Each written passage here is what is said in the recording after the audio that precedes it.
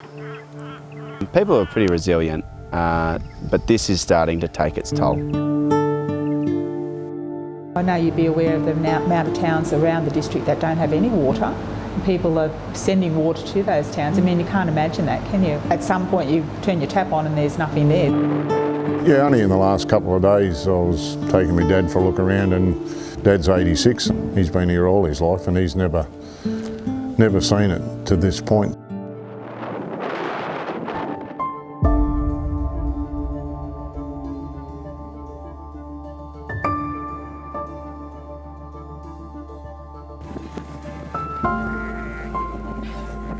Since I've spoken with yourselves 12 months ago, the drought continues, and as a whole our region and our wider region have really suffered and continue to suffer from the dry weather. People are definitely worried about the water supply. It's the nursing homes in those smaller towns or the hospitals that if the water quality declines any more than what it is, they'll have to close those down. There's just in the main street there's been around 10 retail businesses closed since Christmas time, and today we actually were told of another couple that are closing in very soon, which is a shame. You can't hold on forever. My name's Julie Cross and I and my husband Warwick run Cross Coffee House in Dubbo. We're lucky enough to be paying all our bills and we can keep the doors open, and we hope to continue doing that and we outlast the drought. Imagine if you had a Jim's Mowing franchise and you lived in Burke or Narromine or Trengy or anywhere not Dubbo, how in your business is gone? A lot of people, gardens are their pride and joys, and if they can't water them and look after them as they want to, that's just another thing to be sad and unhappy about. There's talk of by March, if we don't have significant inflows into Burrendong, that there'll be mines being closed down. Those mines probably employ 2/3 of the workforce in those smaller communities. Nyngan mainly. You know, if that happens, as a town of 2,000 that loses 200 jobs, that's really significant.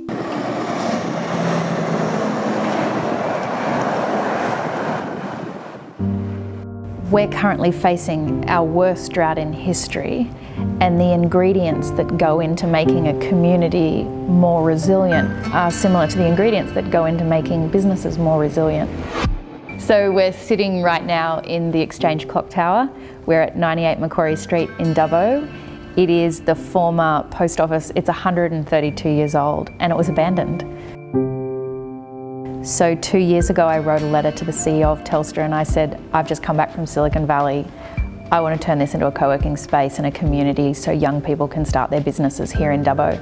Yeah, the Exchange definitely has brought out a lot of different types of businesses other than the traditional agricultural based businesses in the area, but it's also found a way that other businesses like myself with website design can help agricultural family businesses in particular grow their business and stay sustainable during the drought. Even when times are better, there will still be a need for the Exchange to support and grow the community. Every year we have more people putting up their hands saying, yeah, it's my time to start a business. You know, there's been a lot more discussion on weirs, dams, numerous ways to try and drought-proof every area more. I think it's great. Been a lot of talk, but yet there hasn't been too much action. If all what's been talked about, if some of it starts to happen, we've got to be in a lot better position into the future. I want it to rain, but I don't want it to rain and that we forget about all the things that we've discussed over the last couple of years and started to put in place. It'll turn around one day and we'll get to a point where it's all back up and running again, but the longer this dry period continues, the longer it's going to take for those jobs to come back and to get people back in the communities. I would say for anyone who would like to show their support, come out to places, especially like Dubbo, where you can travel that bit further. You can go to places like Lightning Ridge. They're saying to us, look, we've come here, we're going to do our holidays in the bush, we're going to support as many little places as possible, which is fantastic.